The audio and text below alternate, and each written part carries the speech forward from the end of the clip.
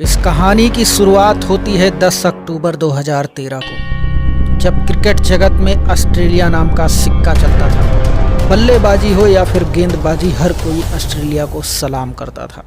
लेकिन ऑस्ट्रेलिया का घमंड सातवें आसमान पर आज चकनाचूर होना था। जी हाँ दोस्तों, भारत और ऑस्ट्रेलिया के इस मुकाबले में भारत ने टॉस जीता, मगर बल्लेबाजी की जगह गेंदबाजी करने का फैसला लिया।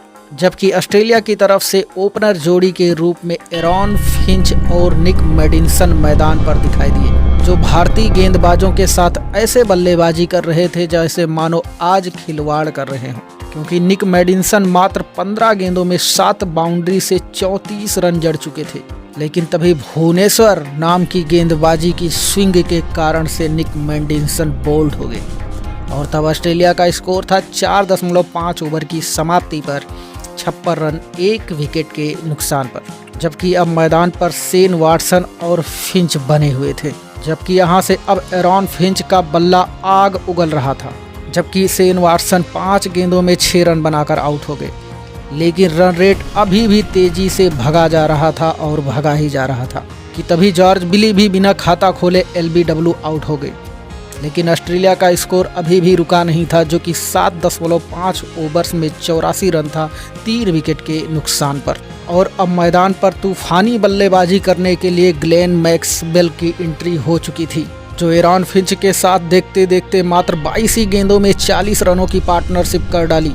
जहां पर मैक्सवेल के बल्ले से 13 गेंदों में 4 छक्के देखने को मिले और इन्होंने 27 रन जड़ दिए। जबकि ऑस्ट्रेलिया का स्कोर 11.3 ओवर में 124 रन था। और अब यहां से एक हाई स्कोर की तरफ धीरे धीरे ऑस्ट्रेलिया बहुत तेजी से बढ़ रहा था। और हुआ भी कुछ ऐसा, जहां पर एरॉन फिंच मात्र 52 गेंदों में 14 चौके और 1 गगनचुंबी छक्के की मदद से 89 रन जड़कर आउट हुए।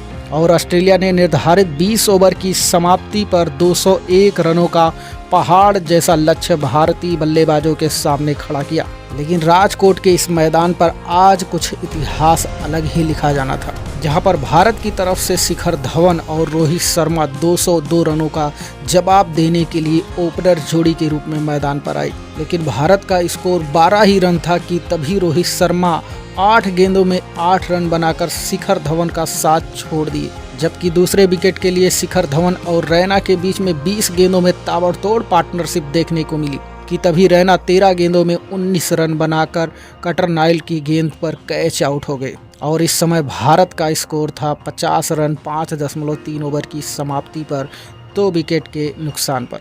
लेकिन भारत के लिए अच्छी खबर ये थी कि भारत का रन रेट 10 से नीचे नहीं आ रहा था। और अब मैदान पर किंग कोहली आ गए थे शिखर धवन का साथ देने के लिए। जबकि इन दोनों ही खिलाड़ियों के बीच में 18 गेंदों में 30 रनों की ही पार्टनरशिप हो पाई थी कि इस बार शिखर धवन 32 रनों के निजी स्टंप पर आगे बढ़कर छक्का लगाने के चक्कर में स्टंप आउट हो गए। जबकि 20 और रनों की ही पार्टनरशिप हो पाई थी कि कोहली भी आउट हो गए, जो कि 22 गेंदों में 29 रन बनाए।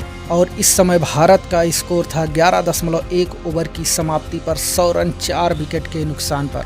जबकि अब यहां से जीत के लिए भारत को 53 गेंदों में 102 रनों की जरूरत, जबकि उसके पास 6 विकेट शेष थी। तब ऐसा लग रहा था कि भारतीय टीम को इस मुकाबले से हाथ धोना पड़ जाएगा। लेकिन आज भारत की किस्मत में कुछ और ही लिखा था। जबकि इस समय महेंद्र सिंह धोनी और युवराज सिंह की जोड़ी मैदान पर मौजूद थी। और अब यहां से इस मुकाबले में वो होना था जिसे ऑस्ट्रेलिया ने कभी सपने में भी कल्पना नहीं की होगी। क्योंकि अब यहां से धीरे धीरे स्कोर बोर्ड को बढ़ाते हुए महेंद्र सिंह धोनी और युवराज सिंह 15 ओवर की समाप्ति पर 146 रन पर ला दिया, वो भी आगे बिना किसी विकेट को गंवाए। और अब यहां से भारत को जीत के लिए 30 गेंदों में 56 रनों की जरूरत थी। जबकि अब यहां से युवराज सिंह का बल्ला आंधी तूफान की तरह आग उगल रहा था, जो कभी छक्के जड़ रहे थे और कभी चौके जड़ रहे थे, जो देखते ही देखते 35 गेंदों में 8 चौके तथा 5 गगनचुंबी छक्के की मदद से नॉट आउट 77 रन जड़ दिए।